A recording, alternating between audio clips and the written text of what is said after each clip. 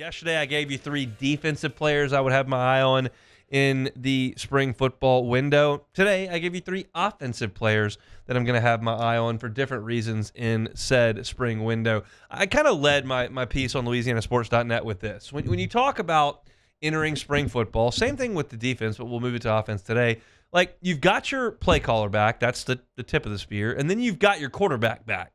So from that perspective, you've got a lot of continuity at the top end of your offense. There's a lot of moving parts around those 2 guys, but those are the 2 guys that set the tone entering the spring and make it, to me, kind of hopefully a little bit of a boring spring from that perspective. You're not installing a new system. You're not breaking in a new quarterback. You've got those 2 guys who had their first shot last year. I think it went well. You could disagree. Certainly they had their issues in the second half in College Station. Certainly they had their issues against Alabama. I wouldn't call Florida a banner day. I think they had their issues in the opener against USC as well. But I think those 2 guys in their first seasons, Joe Sloan calling plays and Garrett Nussmeier at quarterback, were good. They need to be better. If LSU is going to be a championship-level team this year, both guys need to be better. Nussmeier's got to take care of the football a little bit better. Sloan's got to find a little bit more consistency in the running game. You need to just be a little bit more consistent overall. But those are the 2 top guys on this offense. You move down to the people around them, and there are 3 guys that I want to watch. We'll start with Josh Thompson. Now, Josh Thompson comes from Northwestern. He has started there for a couple of years, started 11 games at right tackle in 2023. This past year, spent the season when he wasn't hurt at right guard. He's 6'5". He's 300 pounds. He's a bit of a tweener. And so this is the issue with Thompson, and this is maybe less about Thompson and more about the guys around him, in fact. But he feels a little bit light to play guard and maybe a half step slow to be an elite tackle. He's kind of a tweener. I think he's a proven starter in the Power 4, and I think he's going to play where LSU needs him to play.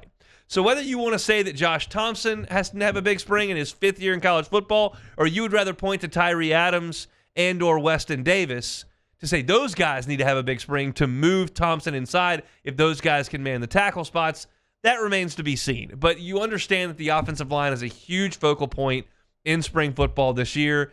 Honestly, Brad Davis is probably the most important guy here. But Josh Thompson, as a former starter at Northwestern, a guy that Tennessee wanted, a guy that Ohio State was in on, a guy that Auburn wanted, a guy that LSU got, he's going to factor in, but where? And I'm very curious once we get out there for some of the individual and then into the team periods where Thompson is working out. We may not find out our final answer here in the spring, but you can at least get a look at where they feel like he can help them most. So Josh Thompson is my first guy that I would go to here.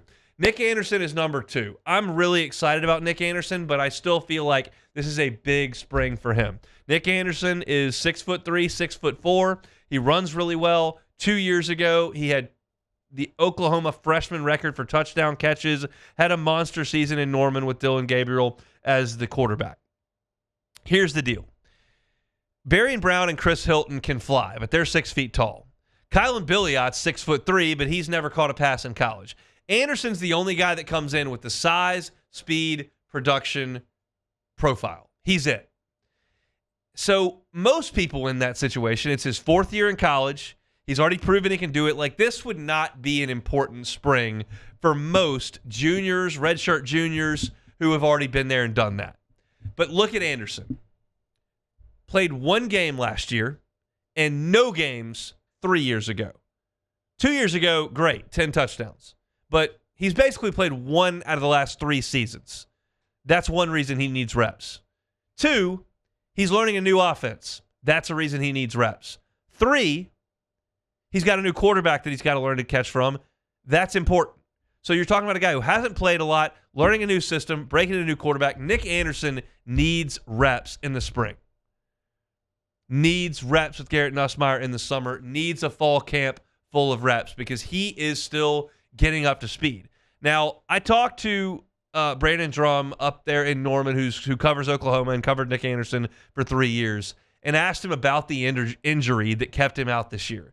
And it was a weird deal where it was like a hip, and then it was a quad, and they weren't really sure. And then he tried to play in a game, and then he didn't play, and then he sat the rest of the time. And like, nobody that I've seen, I talked to him, I've read on I don't know what the injury was. I honestly don't know.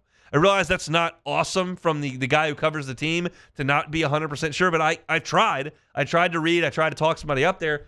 I'm not really sure, but I'd like him to be healthy, and I think we'll see whether or not he is coming up in the spring. So number 1 is Josh Thompson. Number 2 is Nic Anderson. Harlem Berry is number 3. Harlem Berry is a guy that LSU has recruited for almost 5 years. He's here. You've got a running back room that's got Caden Durham in it. He's the lead back. Then after that, it's Caleb Jackson.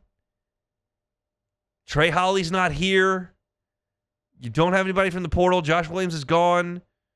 It's kind of JT Lindsey and Harlem Berry. So there are plenty of reps to be had. And Harlem Berry needs to get them because, 1, he's acclimating to college. 2, he's coming from a low level in Louisiana high school football where he's going to have to acclimate to the speed of the game a little bit.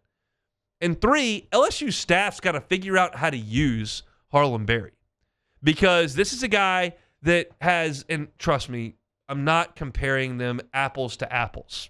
This is stylistic. It's not production. We're talking about a Heisman winner in the 2nd pick in the draft here in Reggie Bush.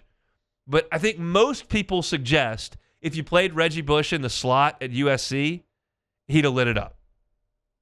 Like, I don't want to put Derrick Henry in the slot. Same type of accolades that Reggie Bush had in college and then into the pros. Better in the pros, significantly. But different style. I don't want Leonard Fournette playing in the slot. I don't want Caden Durham playing in the slot. Harlem Berry could play in the slot if he wanted to, by all accounts. He's incredibly athletic, incredibly quick, smooth in and out of breaks, can catch the ball. Do you want to get that involved in a big way? Show that in the spring. Not to us, but to him. Do you need him to get more physical and learn how to run between the tackles with 300-pounders in there on defense, which he did not see at St. Martin? Well, this is a time to do that. You've got a chance where Harlem Berry came to campus in December. So he will have been on campus for almost 10 months when he plays his first game at Clemson. I think it's a big spring for him as well, and a big spring for the staff to figure out what is his best role in the offense. Is Caleb Jackson going to be more involved than he was last year because you feel like you've got a more downhill running game that fits his style better than last year? Or is Harlem Berry the second back and you move Caleb Jackson back a little bit? Or is there a situation where you want to get Jackson on the field with Caden Durham? There are a lot of different things you can do with him. So to me, these are the 3 biggest spots. Like, I could tell you for sure Tyree Adams, Cohen Eccles, Weston Davis, even DJ Chester moving from center, we think, with Braylon Moore coming in. Like, there are a lot of guys up front that I could talk to you about.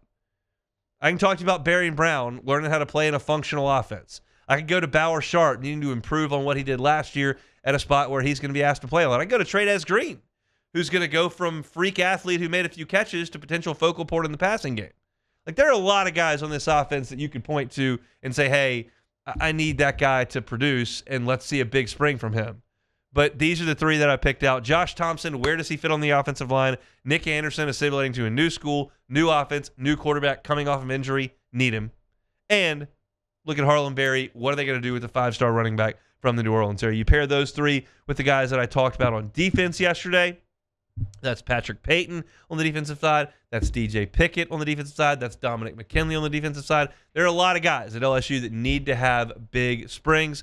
These are the guys that I have pegged at this point. If you want to read about it, you can at LouisianaSports.net. Beck, what do you have to say about these young fellows that I picked up in spring football? I know that spring football is not a big deal, and I honestly believe that when we go out there and cover it, it's pretty damn boring. But I do think that there are some guys that need to take some steps this spring. Yeah, I can't remember. We did a article after the transfer portal trying to just everyone gave their opinion on who they thought the most important transfer was.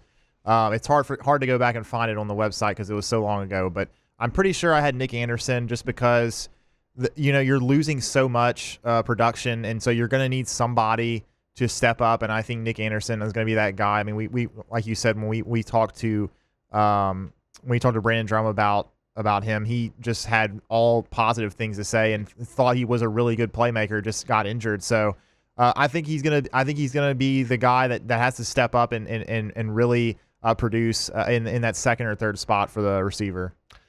We'll see. They're not giving us the robust access to spring ball that we have gotten over the Kelly era, specifically in the fall. They have let us watch a ton of fall camp, which quite honestly, in August, like, I'm all about giving us some access to fall camp because there's a lot of content to be had there. In the middle of, March Madness and baseball and women's basketball making a push and all that kind of stuff, like, this can get buried a little bit, especially when you give us 20 minutes of guys running around cones. That's not a ton of content that we gleaned from that. But I'll have my eyes on these guys, and I'll bring back some reports when we have an opportunity to go out there and check out spring practice. Again, they'll crank things up on Saturday out at the Ponderosa. Hey, thanks for watching Hunt on LSU. Before you get out of here, do us a couple of favors. Hit that like button, leave your comments below, and subscribe to the channel for all your Fighting Tiger football talk. See you next time.